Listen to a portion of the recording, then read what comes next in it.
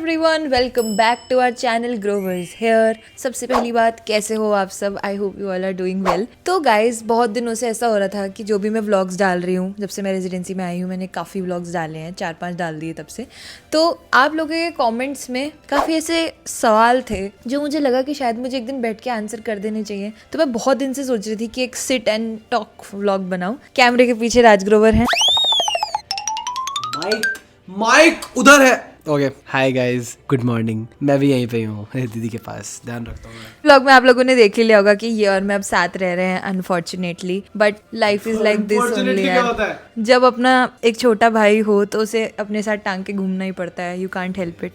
तो cutting everything, सबसे पहली बात आप लोगों ने यही पूछा हुआ था कि दीदी आप स्टडीज, अपनी रेजिडेंसी और व्लॉग शूट कैसे प्लान कर रही हो, कैसे मैनेज कर रही हो। So it is very hard यार। एक्चुअली में ऐसा होता है जब आप रेजिडेंसी में आते हो तो आपकी लाइफ बहुत ज़्यादा मतलब हैवी हो जाती है, क्योंकि ड्यूटी आवर्स भी ज़्यादा हैं, फिर सीखने का प्रेशर, फिर घर आके पढ़ने का प्रेशर, थकान भी बहुत हो जाती है, ब्रेन में बहुत कुछ चलता रहता है, कैसे करना है, क्या करना है। एंड उसके साथ मेरे पास अच्छे से ऑफर्स आ रहे थे कि मुझे व्लॉग्स भी बनाने का मन कर रहा था। तो मैं इस चीज़ को अभी ऐसे मैनेज कर रही हूँ कि मैं वीकेंड्स पे या जब मेरे जैसे पोस्ट कॉल डे होता है जिसमें मेरी जल्दी छुट्टी हो जाती है या कुछ और छुट्टी है, होली की छुट्टी है, ऐसे वैसा, तो मैं कोशिश करती हूँ कि मैं उन दिनों पे एक आधा व्लॉग बना के रख लूँ ताकि मैं उस चीज़ को भी कर पाऊँ, साइमल्टेनियसली मैं अपनी रेजिडेंसी भी कर पाऊँ। सो आवर सेकंड क्वेश्चन, ये बहुत मोस्ट आस्क्ड क्वेश्चन है तो मैं इसका आंसर जरूर देना चाहूंगी कि are you doing PG from private college? ओ भाई, तुम्हारी दीदी की कितनी रैंक आई थी तुम ये बताओ। क्या वो प्राइवेट कॉलेज लायक रैंक लाई थी क्या, जो तुम लोग सोच रहे हो कि मैं प्राइवेट कॉलेज से कर रही हूँ? हाँ, मेरा जो हॉस्पिटल है it is a private hospital. So मैं आज आप लोगों को एक कॉन्सेप्ट बता देती हूँ ताकि इन फ्यूचर भी आप किसी को मसजज ना करो। इट इज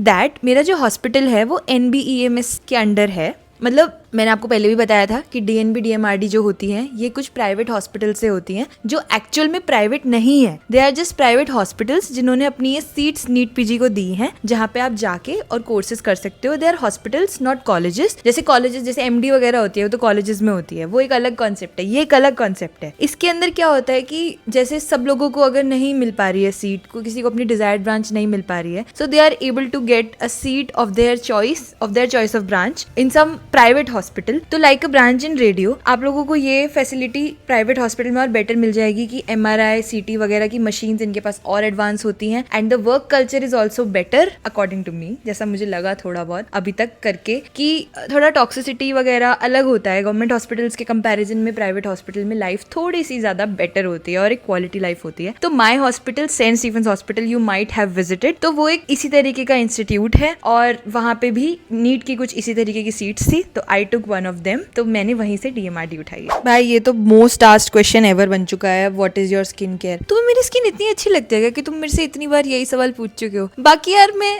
मतलब अपनी स्किन के बारे में मैं फ्लॉन्ट नहीं करना चाह रही, बट हाँ मैं बताती रहती हूँ जो भी प्रोडक्ट्स मुझे अच्छे लगते हैं, जो भी होता है। बट हाँ, my current favourite I can tell you, तो आजकल मैं यूज कर रही हूँ प्योर ओरिजिन का Korean vitamin C face serum.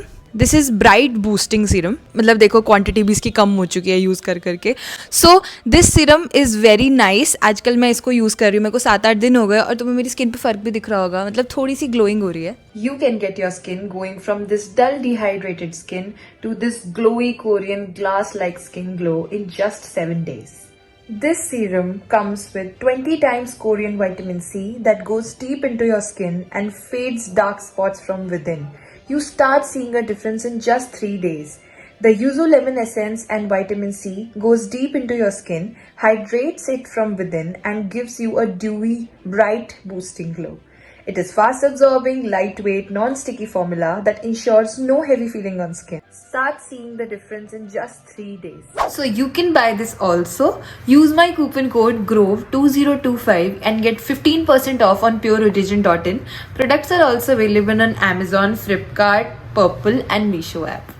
Third question, ये भी काफ़ी लोगों ने पूछा हुआ था, that how are you finding it living with Raj and in Delhi? तो राज और दिल्ली के लिए मेरी कुछ सिमिलर सी ओपिनियन है। लाइक दिल्ली में बहुत लोग आना चाहते हैं, बहुत लोग रहना चाहते हैं। मैं भी चाहती थी कि यार मुझे दिल्ली में मिल जाए, मैं दिल्ली में रहूंगी, अलाना फलाना, but Delhi is not easy to live in. मेरा ज़्यादा मन ये भी था एट टाइम्स कि मैं नोएडा वगैरह में ले लेती, जहाँ थोड़ा सा कम शांति, भाई रश कम, थोड़ा सुकून होता। But Delhi is so hustle bustle, facilities भी सारी मिलेंगी, चहल पहल भी पूरी मिलेगी, मिलेगी, but with that comes a lot of traffic और थोड़ा सा मतलब कंजस्टेड सा है, तो मेरे को थोड़ा ऐसा लगता है कभी कभी कि यार जगह कम है, बट इट हैज एवरीथिंग। तो राज के साथ रहना भी कुछ ऐसा ही है कि ये मेरा दिमाग खाता है बहुत ज्यादा, मुझे इसका ध्यान रखना पड़ता है एक बच्चे की तरह, इसको ये बोलना पड़ता है अपने बर्तन मांज दियो, खाना खा के प्लेट किचन में रख दियो और ये कर दियो वो कर दियो, but still he is my brother and I like him. तो मैं ये सोचती हूँ कि शायद हमारे लिए एक बॉन्डिंग का नया जरिया हो। What about you? देखो भाई, मैं थोड़ा सा अपना ऑनेस्ट ओपिनियन दूंगा, मेरा दीदी से थोड़ा सा अलग है। मुझे ना ये चीज़ें पसंद है जो शायद दीदी को नहीं पसंद ना। मुझे ऐसे हसल वसल सी लोग घूमते हुए और ये वाइब ना मुझे अच्छी लगती है, पता नहीं क्यों। तो मतलब सही है। बाकी अपना मैं थिएटर वगैरह करता हूँ, मेरे लिए बहुत नई चीज़ है। मैं तुम्हें सही बताऊँ, मैं अब तक मैं स्कूल भी ढंग से नहीं जा पाया था 9th-10th के बाद, तो मैं बहुत ही अकेले में ही रहा हूँ, पूरा टाइम घर पे ही रहता था, कुछ करता नहीं था, वीडियोस बनाता था। This is something new for me. दीदी कॉलेज भी गई थी, मेरठ भी गई थी, तो मैं भी दीदी को थोड़ा सा एक्सपीरियंस था बाहर निकल के कैसे होता है, लोग मिलते हैं, सब कुछ है। तो मतलब मुझे तो अभी तो एक्साइट ही कर रहा है, जब दीदी जितना टाइम हो जाएगा बाहर शायद तब भी मैं ये सोचूं, शायद तब मैं। रहना कैसा लग रहा है? आपके साथ रहना कैसा लग रहा है? लीजू दीदी, नहीं बिल्कुल सच बताऊंगा, बिल्कुल सच बताऊंगा मैं, और इसमें कोई शुगर कोटिंग वाली बात नहीं है। लीजू दीदी के साथ रहना ना बहुत आसान है और बहुत अच्छा है, और मुझे बहुत अच्छा लगता है, क्योंकि अब शायद हम दोनों बड़े हो गए तो ऐसा लगता है कि दीदी मुझे समझती है। और आई गेस हम ऐसा होता है कि अपने अपने रूम में भी रह लेते हैं कभी कभी, ऐसा कोई वो नहीं होता कि कोई परेशान कर रहा है आके, यू नो। अच्छा ही मतलब मजा आता है, मुझे तो अच्छा लगता है। शुगर कोट कर दिया, पैसा मिल जाना चाहिए मुझे। नेक्स्ट क्वेश्चन, ये कुछ लोगों ने मेरे से पूछा था कि रेडियोलॉजी में आपको क्या लगता है कि स्कोप क्या है, करियर सेफ है कि नहीं एंड ऑल, फाइनेंशियली रेडियो कितनी अच्छी ब्रांच है। देखो यार, रेडियोलॉजी जैसी ब्रांच जो होती है लड़कियों के लिए स्पेशली बहुत सेफ ब्रांच होती है।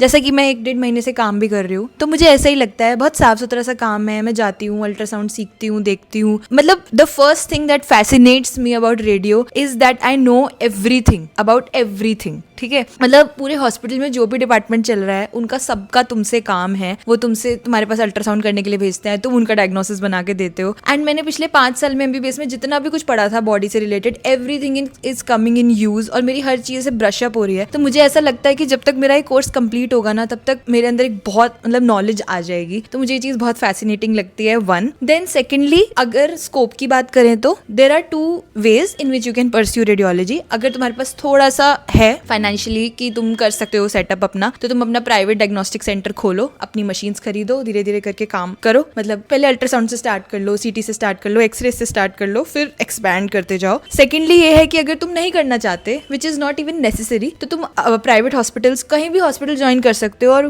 बहुत अच्छी अर्निंग कर सकते हो। तो मेरे को ये चीज अच्छी लगती है कि even if you don't want to invest, then also it is a very good branch, और साफ सुथरी सी ब्रांच है। कोई बहुत ज्यादा ये भी नहीं कि भाग दौड़ हो, इमरजेंसीज हो। हाँ, इमरजेंसीज होती हैं, but it's not like that कि जैसे और ब्रांचेस में होती हैं। तो बहुत मतलब मुझे एक डिसेंट ब्रांच लगती है। अगला बहुत सारे क्वेश्चंस ऐसे थे कि आपके 1 मंथ के रिव्यूज क्या हैं रेजिडेंसी के, आपने क्या चैलेंजेस फेस किए, do you get weekends and all. तो यार 1 मंथ रिव्यू मेरा यही है कि I am enjoying what I am learning. मेरे को मजा आ रहा है सीखने में, और मतलब ठीक है, अभी स्टार्टिंग में तो मजा ही आता है यार, बाद में जब रिस्पॉन्सिबिलिटी सर पे आएंगी तो थोड़ा सा शायद ओवरवेलमिंग लगे, बट अभी के लिए तो I am really enjoying it.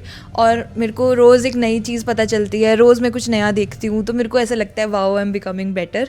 Secondly, weekends का तो यार यही है कि देखो, रेडियोलॉजी बेसिकली है बहुत मतलब वर्क लाइफ बैलेंस वाली ब्रांच। लोग इसीलिए इसके पीछे इतना भागते हैं, इसीलिए इस साल इसमें इतना क्रेजी शिफ्ट था काउंसलिंग के अंदर कि इतनी ऊपर सारी रेडियो की सीट्स उठ गई कि मेरे तक आते आते मुझे DMRD मिली।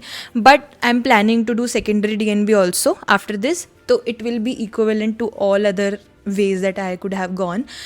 तो यही बात है कि वीकेंड्स मिल जाते हैं, अगर कॉल्ड नहीं है तो वीकेंड्स भी मिल जाते हैं। रोज़ का भी ये रहता है, शाम फ्री मिलती है तो मैं अपनी चीज़ों पे फोकस कर लेती हूँ, कुछ और कर लेती हूँ, बाकी पढ़ लेती हूँ। आके पढ़ने का भी टाइम मिल जाता है, और ब्रांचेस में पढ़ने का भी टाइम नहीं मिलता। तो माई 1.5 month review is good, I am happy. बाकी जब तक व्लॉग्स आ रहे हैं, मैं अपनी हैप्पी लाइफ बता रही हूँ, प्लीज़ डोंट नज़र मी, तो सब अच्छा ही चल रहा है। कुछ और अगर तुम्हें हमसे पूछना हो तो तुम पूछ सकते हो कुछ। Raj, you want to say something?